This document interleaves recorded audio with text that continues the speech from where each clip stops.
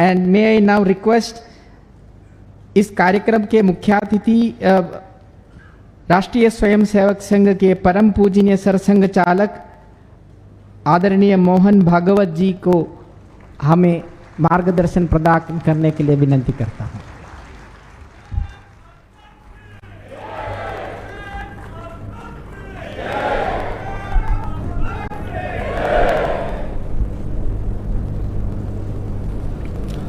आज के कार्यक्रम के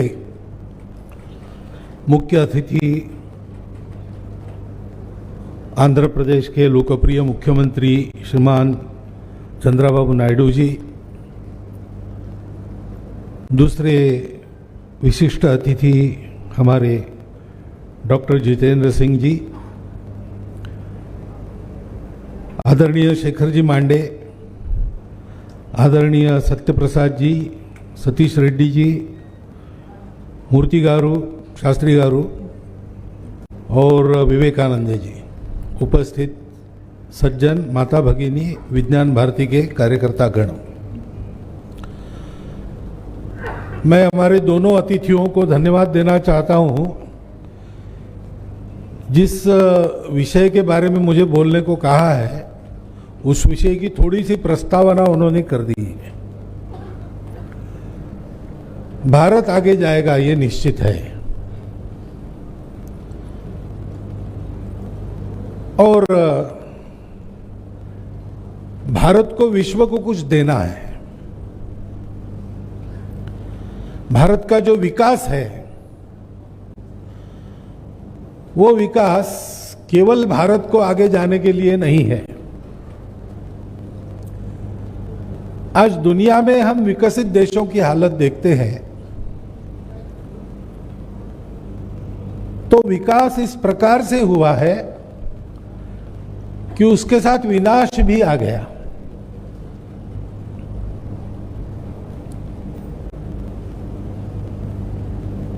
सब देश ऐसा सोच रहे हैं कि भौतिक विकास तो हमने कर लिया लेकिन कहीं पर हम चूक गए,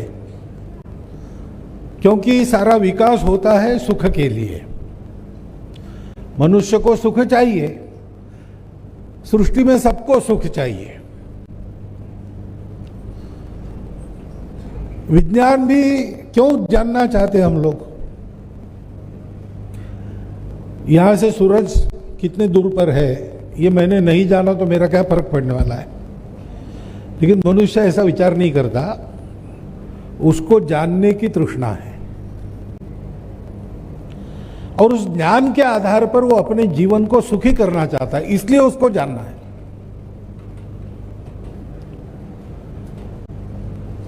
तो सुख की कल्पना क्या है, इस पर विकास की दिशा निर्धारित होती है।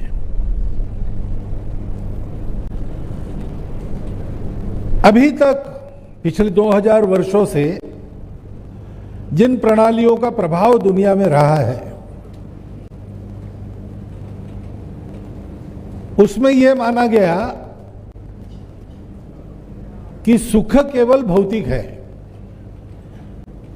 क्योंकि हम दुनिया का अध्ययन करते हैं, दुनिया के पशु पक्षियों को देखते हैं तो यही ध्यान में आता है।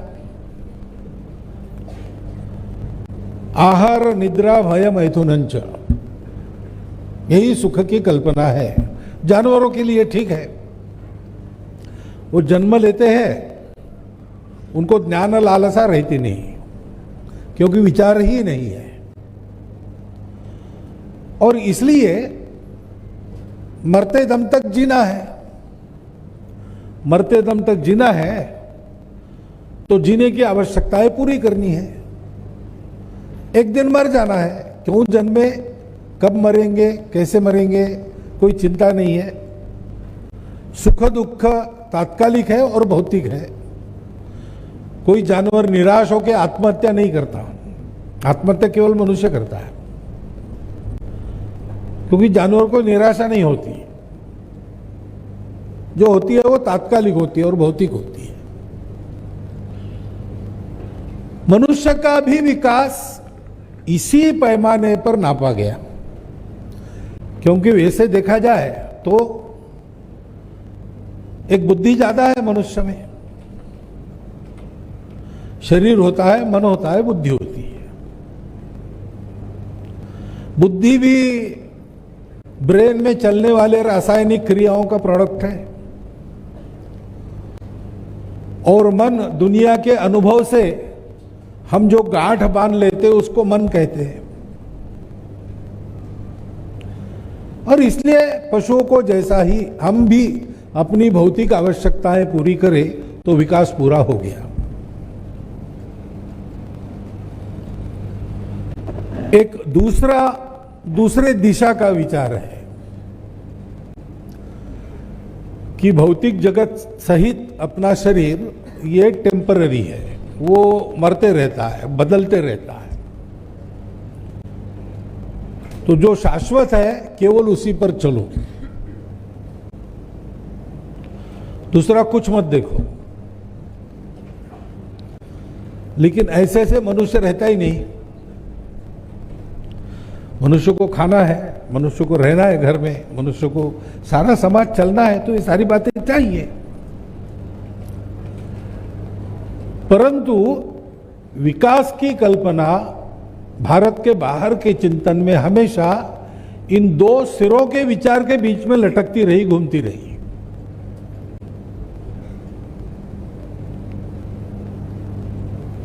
हमारे यहां हमारी दृष्टि अलग है। हमने ये समझा कि सृष्टि दोनों बातों से चलती है। भौतिक जगत का हम अनुभव लेते हैं, अपने ज्ञानेंद्रिय सब बाहर देखते हैं, बाहर की दुनिया का अनुभव होता है। अनुभव होता है तो वो है, वो मिथ्या है यानी असत्य नहीं है। मिथ्या इज रिलेटिव ट्रुथ। कुछ दूर तक वो भी सत्य, उसमें से जाना पड़ता है। तो रोटी, कपड़ा, मकान, स्वास्थ्य, शिक्षा, ये सब चाहिए। उसमें आराम चाहिए, कष्ट कम करने चाहिए, परंतु यहां रुकना नहीं चाहिए। वास्तव में सुख चाहिए तो दो बातें हैं। सुख अपने अंदर होता है, बाहर नहीं होता है, मानने पर होता है।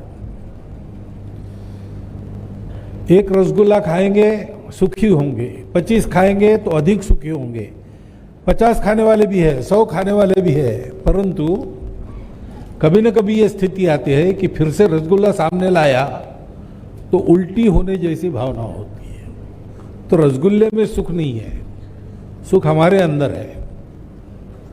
ये हमारे अंदर जिसको सुख होता है वो कोने खोजो तो सुख का सोर्स ही मिल जाएगा,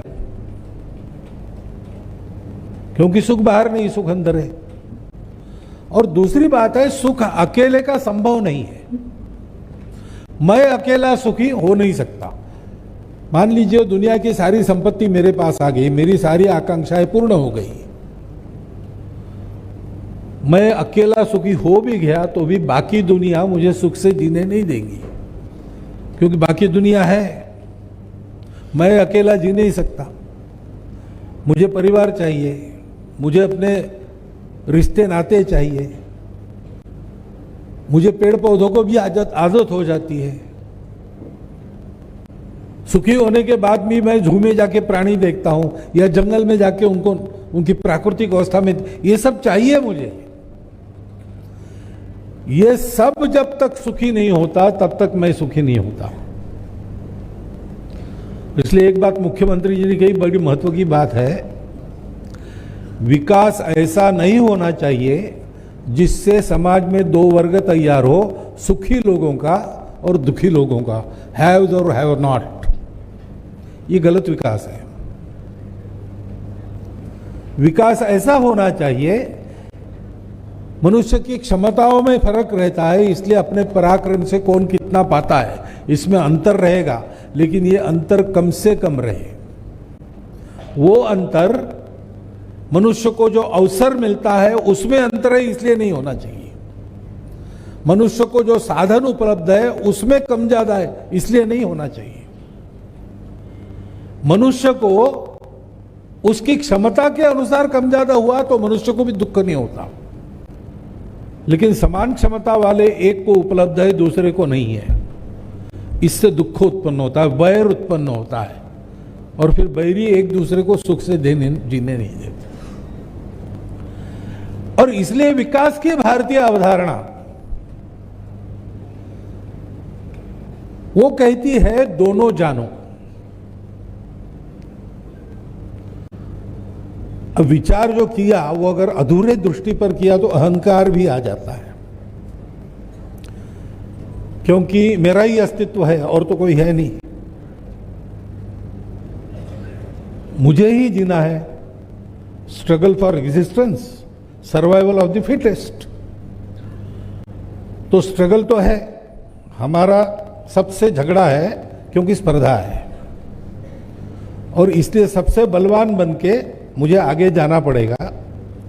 मेरे उपयोगी होंगे उनको मैं रख लूंगा, मेरे लिए अनुपयोगी है उनको छोड़ दूंगा, उनका विचार नहीं करूंगा, और विरोधी है उनको समाप्त करूंगा, क्योंकि मुझे सुखी होना है।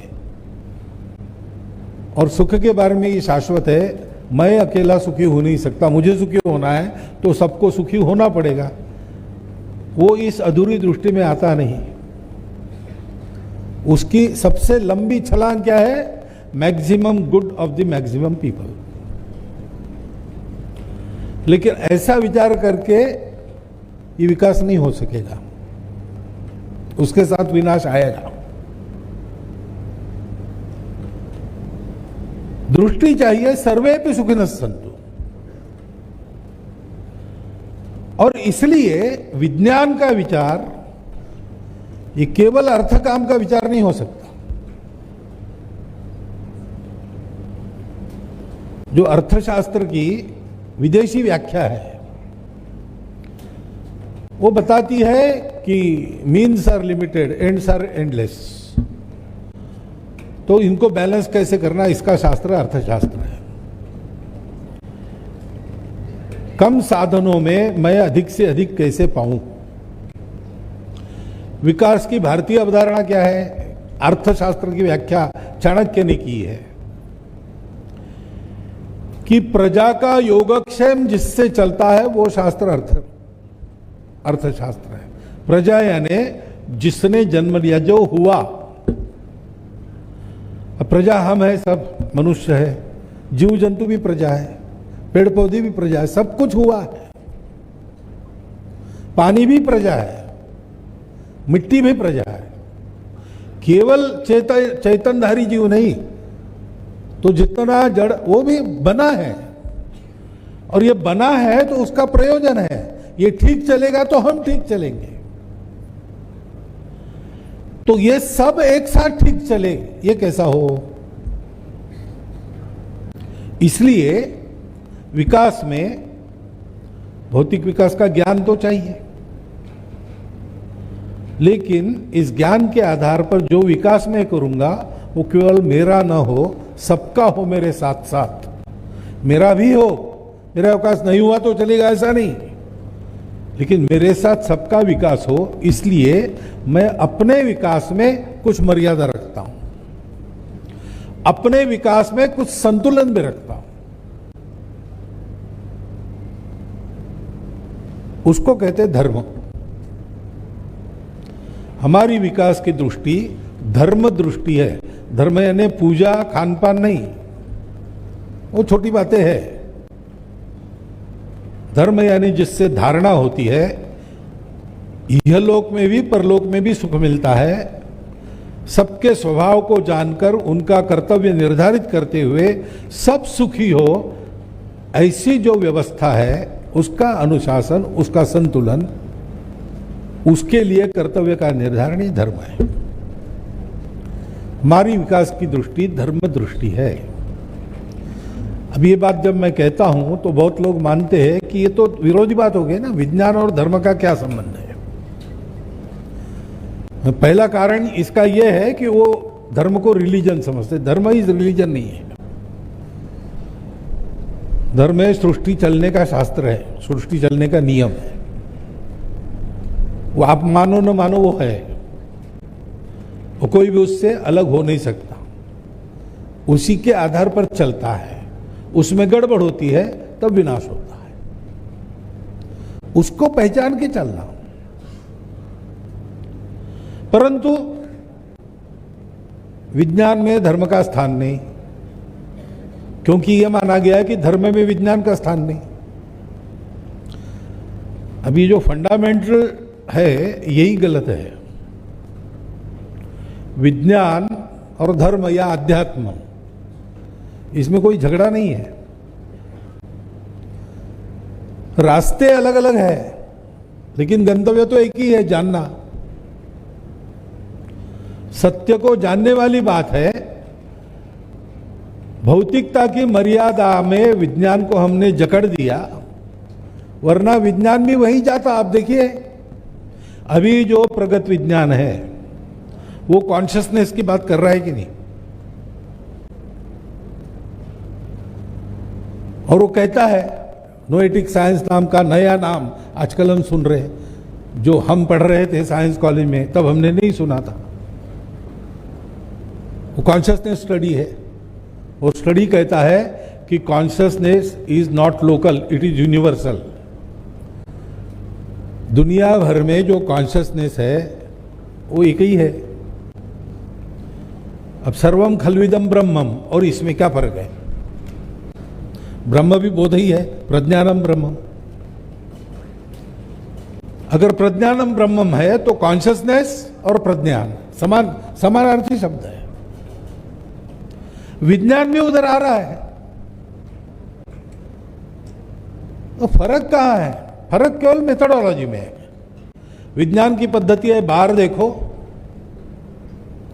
प्रयोग करो, प्रतीति लो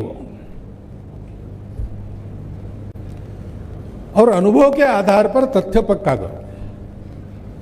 आपको एक अनुभव आया उससे नहीं होगा, सबको वो अनुभव आना चाहिए, और कभी भी वही अनुभव आना चाहिए। जो आप कर रहे हो, अनुभव आ गया उसके कारण, वो करके दूसरों को भी वो अनुभव आना चाहिए, रेप्लिकेबल होना चाहिए, तभी उसको सत्य मानो। अध्यात्म क्या कहता है? यही कहता है, बिना प्रतीति के बात मत करो, केवल हाँ में हाँ मत मिलाओ, अनुभव करो, और जो अनुभव तुमको आता है वो सबको आ सकना चाहिए। स्वामी विवेकानंद रामकृष्ण परमहंस के पास गए और उन्होंने प्रश्न पूछा कि आप बातें कर रहे हो भगवान की, भगवान आपने देखा है क्या? तो रामकृष्ण परमहंस ने कहा, देखा है, देख रहा हूं, तुमसे ज्यादा स्पष्ट दिखता है, मैं बात भी करता हूं उससे, और तुम अगर चाहते हो तो मैंने बताए हुए रास्ते पर चलो, तुमको भी दिखेगा और तुम भी बात कर सकोगे। तब उनको माना। ये अध्यात्म की रीति है। विज्ञान की भी वही रीति है। विज्ञान बाहर देखता है, जड़ में संशोधन करता है, अध्यात्म सूक्ष्म में संशोधन करता है, उसमें देखता है।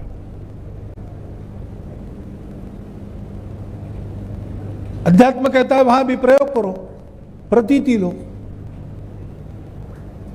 इसलिए विज्ञान के साधन भौतिक है, हम तैयार कर सकते हैं, उनकी शक्ति बढ़ा सकते हैं, लेकिन कहीं ना कहीं रुक भी जाते हैं, क्योंकि कितनी बढ़ाएंगे।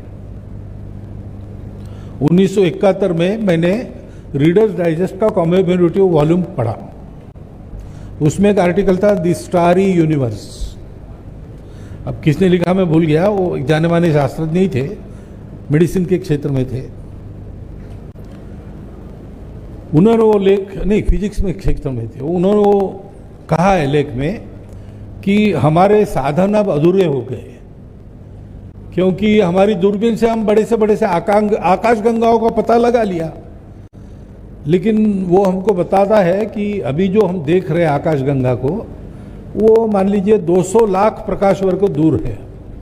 तो अभी हम जो देख रहे हैं वो इतनी पुरानी जानकारी है। अभी वहां क्या है हमको नहीं, वो 200 लाख वर्षों के बाद आपको पता चलेगा। तो ज्ञान वहां नहीं पहुंच सकता, अप टू डेट नॉलेज नहीं मिलता, उसके आधार पर तय नहीं कर सकते कोई, क्योंकि अभी दिख रहा है वो पुराना है, अभी क्या होगा पता नहीं। और छोटी से छोटी बात कणों में चले गए, कणों को भी विभाजित कर दिया। अब ये हो गया कि कण है कि ऊर्जा है, ये भी मुश्किल है, और देखने जाते हैं तो डिस्टर्ब हो जाता है। तो माइक्रोस्कोप भी हमारा फेल हो गया। अब अगर हमको देखना है, जानना है, तो प्रकाश से ज्यादा गति वाला साधन चाहिए, जो भौतिक दुनिया में हमारे लिए असंभव है, क्योंकि हमारी भौतिक दुनिया में इतना ज्यादा स्पीड हो गया तो साधन है वो टूट जाएगा, हम बिखर जाएंगे पार्टिकल्स में। इसलिए उसने कहा कि अब हमको एक साधन का उपयोग करना चाहिए, वो साधन है मनुष्य का मन। उसका वेग प्रकाश की गति से ज्यादा है, और इसका अध्ययन पूर्व में ज्यादा हुआ है, विशेषकर भारत में जाकर हम लोगों को नाम उसने लिए है, अमेरिकन लेखक ने। पातंजल योग सूत्र और योग वासिष्ठ जैसे ग्रंथों का अध्ययन करना चाहिए, और आज हो भी रहा है। तो इसलिए अध्यात्म और विज्ञान, ये दोनों विज्ञान ही है, यानी आज का साइंस जिसको कहते वही है। हमारे यहां अंदर के ज्ञान को ज्ञान कहा है, बाहर के ज्ञान को विज्ञान कहा है। इसकी विद्या है, उसकी अविद्या है, और दोनों चाहिए। एक के पीछे लगे तो अंधकार में खप जाओगे, विज्ञान के केवल अविद्या के पीछे लगे तो अंधकार में फंसोगे, केवल विद्या के पीछे लगे तो उससे भी ज्यादा गहन अंधकार में फंसोगे।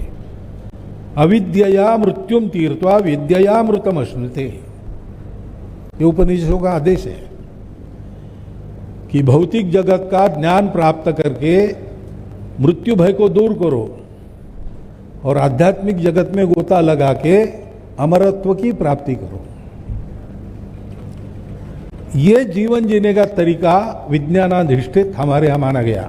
जब मैं विज्ञानाधिष्ठित कहता हूं तो साइंटिफिक, ऐसा मेरा कहना है, क्योंकि दोनों साइंस है। और इसलिए भारतीय ज्ञान परंपरा का उल्लेख हुआ। 2000 साल पहले हमने क्या क्या किया था, लेकिन उसको कपोल कल्पित कथा मानने वाले लोग हैं, हो ही नहीं सकता। हमारे पहले कोई नहीं जानता था, ये थियरी है, अहंकार है ना साथ में।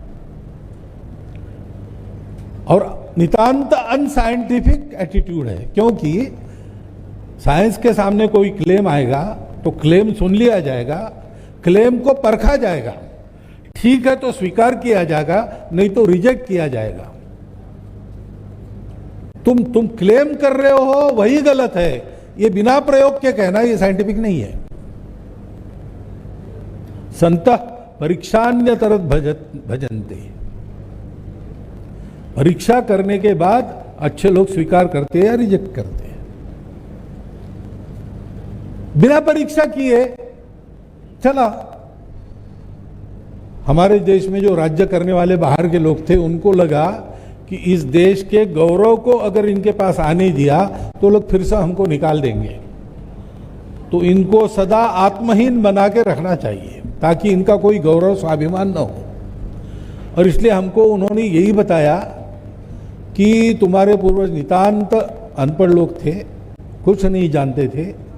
तुम्हारे वेद उपनिषद जो सारा प्राचीन तुम्हारा ज्ञान भंडार है, चतुर्वेदा पुराणानि सर्वोपनिषद तथा रामायणम भारतम च गीता सद्दर्शनानि च जैनागमा त्रिपिटका गुरु ग्रंथ सतांगिरा, ये जो ज्ञान निधि है वो तुम्हारा ज्ञान निधि नहीं है, वो भांग की नशे में तुम्हारे लोग बड़बड़ाए उसको ही लिख के रखा है। तुम्हारे सारे ग्रंथों में को एक तरफ रखा और हमारी लाइब्रेरी का एक पुस्तक सामने लाया तो वो बहुत कम है, हल्का है। इस अहंकार के साथ हमको ये पढ़ाया गया कि है नहीं कुछ। लेकिन अब सोच रहे हैं बहुत कुछ है, मिलता है, तो कैसे खो जाओगा? तो एक मेथड है, पाया है और वो सत्य। आज के विज्ञान के निकषों पर भी वो सत्य है, अनुभव पर तो परंपरा से सत्य ही चल रहा है। तो मेथड से दो, लेकिन ये हमको पता नहीं था। ये विज्ञान आज का होता है किनके पास होता है? ज्ञानी लोगों के पास होता है ना। कोई गोली आप खा रहे हैं, वो क्या है, कैसी है, उसके परिणाम क्या है, कैसी बनती है वगैरह, ये ज्ञान आपके पास नहीं है। और वो ज्ञान बदलते रहता है। घी खाओ तो कोलेस्ट्रॉल बढ़ेगा, घी बंद कर रहे थे। अब आ गया कि गाय का घी खाने से ठीक होता है और देशी गाय का खाने से ठीक होता है। कहीं आ गया, यूट्यूब पर आ गया, हमने पढ़ लिया, तुरंत हमने घी शुरू कर दिया। कितने ही बातों में ऐसा ही चल रहा है।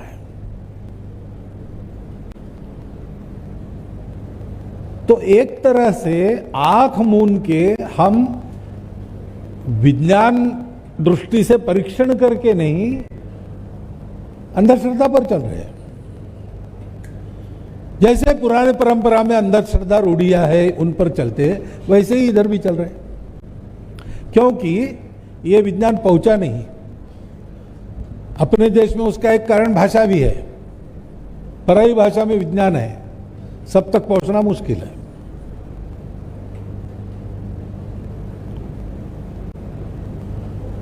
और पहुंचा ही नहीं। अब हमारा जो ज्ञान है हमारी परंपरा का, उसके ये डिटेल्स नहीं, लेकिन उसका व्यावहारिक उपयोग करना नहीं करना, कैसे करना, इसका निर्णय प्रत्येक व्यक्ति कर सके, इतना ध्यान झोपड़ी तक भी पहुंचा है। इसीलिए दादी या नानी पोते को कहती है, भैया सूर्यास्त हो गया, पेड़ को हाथ मत लगा, पेड़ सोते हैं।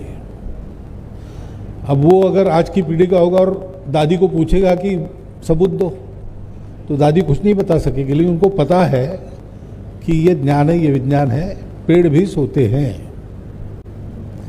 ये कोई जगदीश चंद्र बसु जी ने पहली बार बताया ऐसा नहीं है, हमारी परंपरा में ऐसी कितनी ही बातें हैं।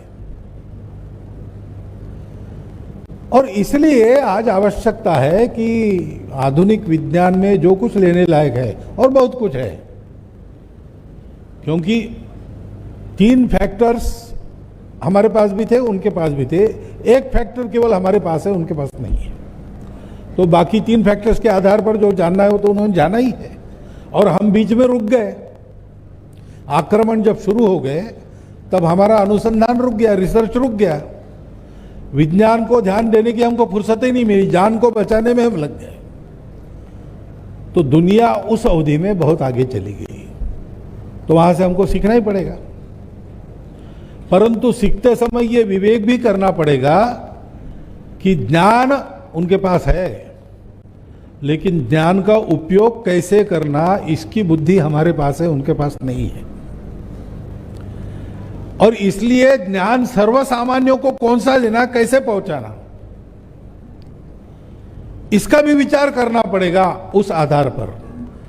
और उनके ज्ञान में जो अधूरापन है उसको पूरक करने वाला अपना ज्ञान भी, क्योंकि विस्मृति का कालखंड बढ़ा है, अनुसंधान करके प्रमाणित करके, जो प्रमाणित होता है वही वापस लाना पड़ेगा। विज्ञान भारती का यही काम है।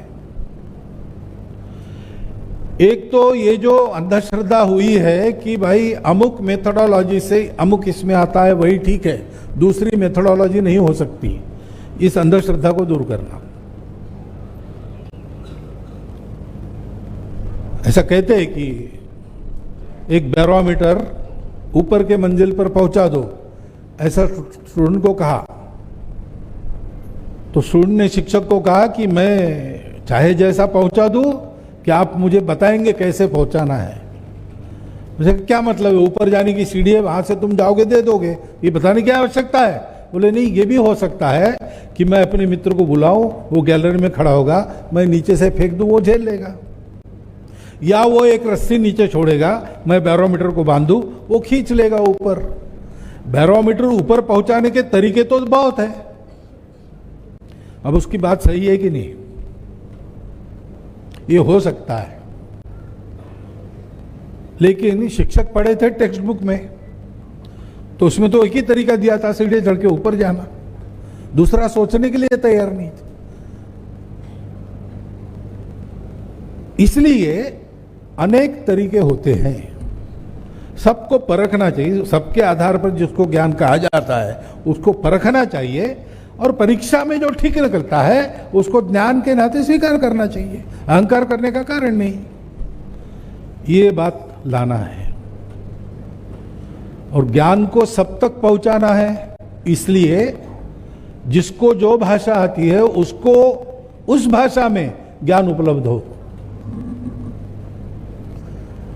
दुनिया की कोई एक ही भाषा सब लोग सीख लेंगे, ये संभव नहीं है। प्रत्येक की मातृभाषा अलग है और मातृभाषा में ग्रहण करने की आदत लगने के कारण शिक्षा शास्त्र ये बताता है कि मातृभाषा में जो पढ़ाई की जाती है वो मनुष्य को ठीक बनाती है, वो जल्दी पहुंचती है। फिनलैंड माना जाता है शिक्षा में सबसे बड़ा देश, तो फिनलैंड में यही, फिनलैंड देश बहुत बड़ा है, जमीन बहुत है, लोग कम है, इसलिए चारों ओर के देशों से, उस देश से निकलकर लोग वहां जाकर बसते हैं, उनको स्वीकारा जाता है। उनकी शिक्षा पद्धति में ऐसा है कि 8वीं तक मातृभाषा में पढ़ाई होती है। अन्य देशों के लोग वहां की मातृभाषा लेकर आते, उनको उनकी मातृभाषा में पढ़ाया जाता है 8वीं तक। उसके लिए एक यूनिवर्सिटी शिक्षकों की उन्होंने बनाई, उसी में से शिक्षक बाहर आएंगे। इतना मातृभाषा में ज्ञान प्राप्त करने का महत्व आज भी है। बुद्धि का विकास उससे ठीक होता है, ग्रहण क्षमता उससे ठीक बनती है। और हमारे लिए महत्व की बात है कि धर्म का भाव उसके कारण ही आता है।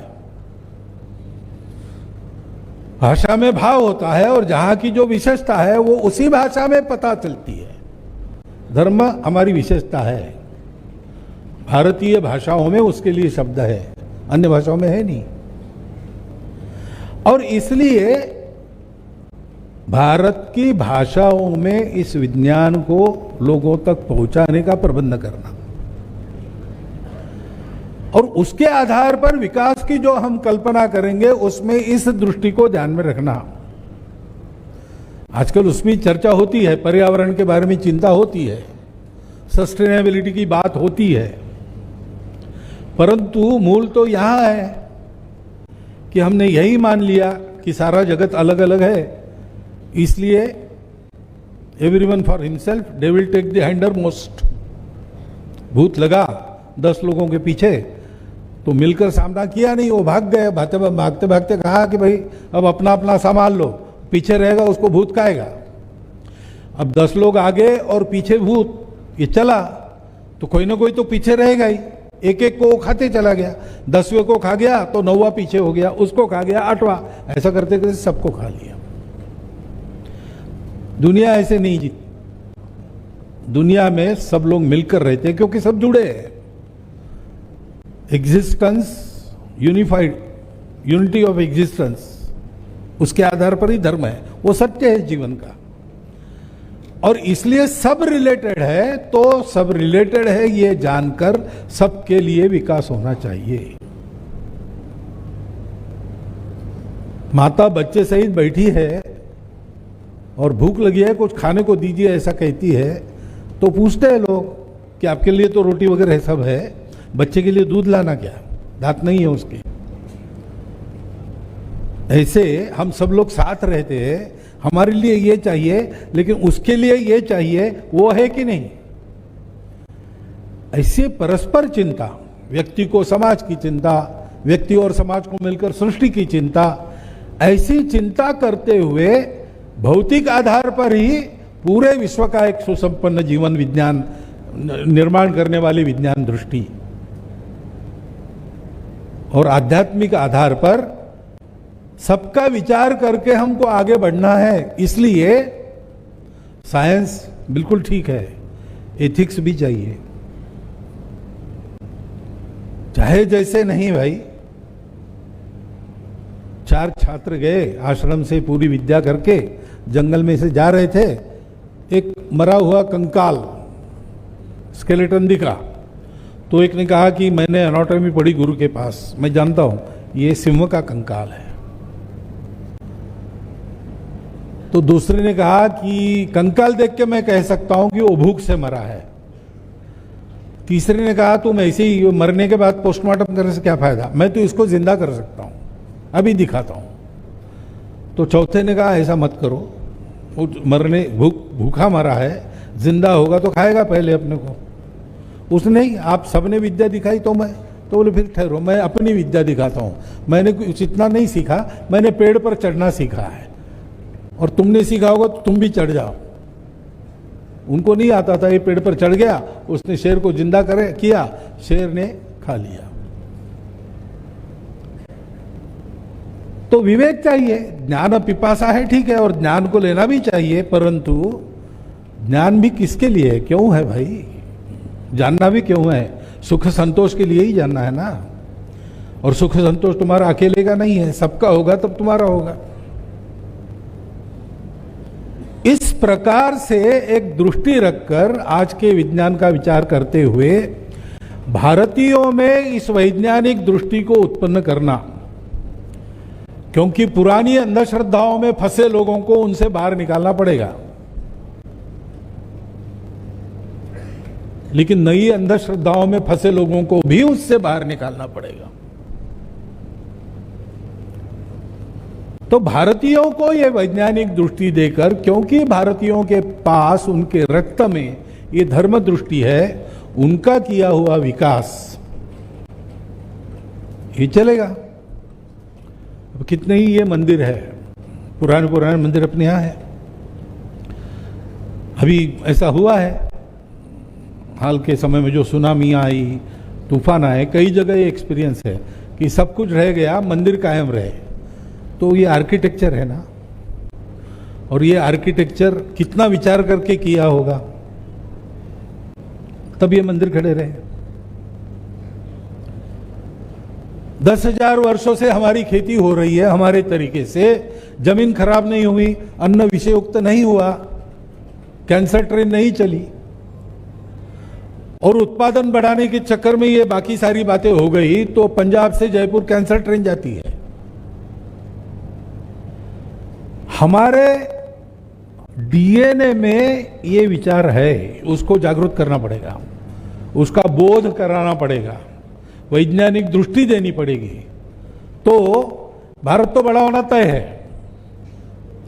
इसलिए तय है कि वो समय की आवश्यकता है, क्योंकि बढ़े हुए भारत को केवल महाशक्ति नहीं बनना है, अपने बचाव के लिए शक्ति तो चाहिए, लेकिन हमको विश्व गुरु बनना है। विश्व को इन सारी समस्याओं से राहत दिलानी है।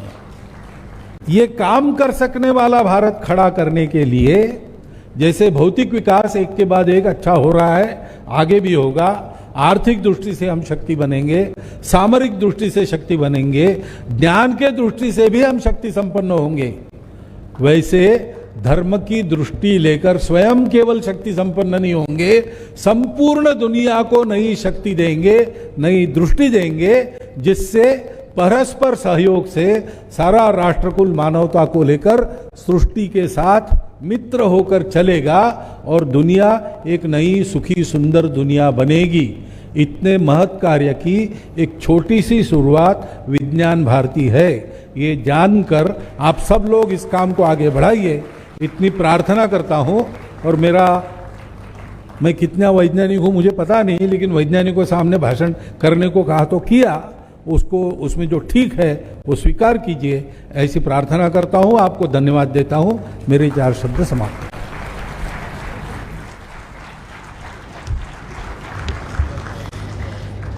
अविद्यया मृत्युम तीर्थवा विद्यया अमृतमश्नुते, ईशावास्य उपनिषद के मंत्र जो विज्ञान भारती मंत्र में भी समावेशित है, इसका उल्लेख करते हुए समग्र विकास की भारतीय अवधारणा, जो भारतीय विज्ञान सम्मेलन 7वें कड़ी का फोकल थीम है, इस पर अपने विचार रखे आदरणीय परम पूजनीय सरसंघ चालक जी मोहन भागवत जी, आपका धन्यवाद है।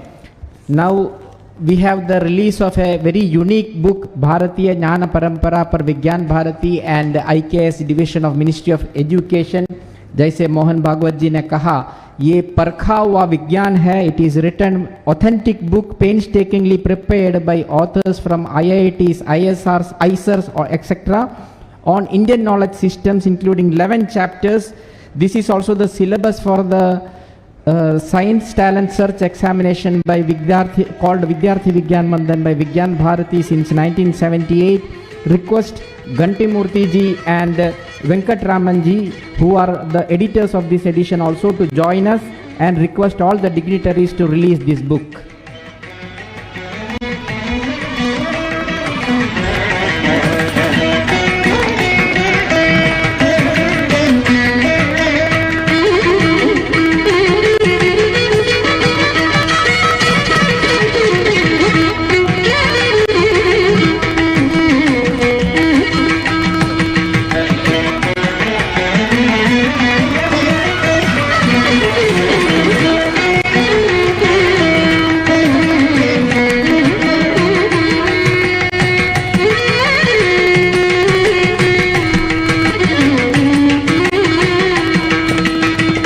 आदरणीय अतिथियों का धन्यवाद।